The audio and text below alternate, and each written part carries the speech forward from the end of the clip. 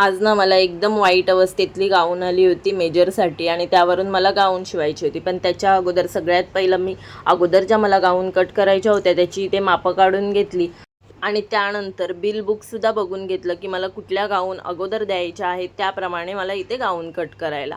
तर इथे माझ्याकडे काही साड्यासुद्धा आल्या होत्या शिवण्यासाठी, तर त्यासुद्धा मी इथे बाजूला करून घेतल्या.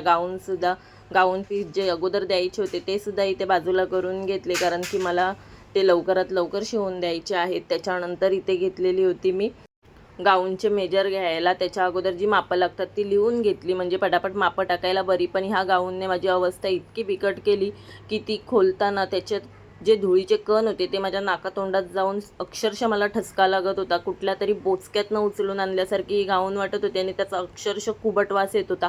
पण तरीसुद्धा मी त्या गाऊनचे मेजर घेतलं आणि त्याच्यावरती त्यानुसार ह्या 2 गाऊनचं कटिंगसुद्धा केलं. तर ह्या गाऊन ज्या आहेत त्या चुण्यांच्या गाऊन आहेत आणि हा योग कसा शिवायचा ह्याचं फुल व्हिडिओ मी माझ्या चॅनलवर अपलोड केला आहे. तुम्ही बघितला नसाल तर नक्की जाऊन बघा. भेटूया पुन्हा एकदा नवीन व्हिडिओमध्ये. तोपर्यंत बाय.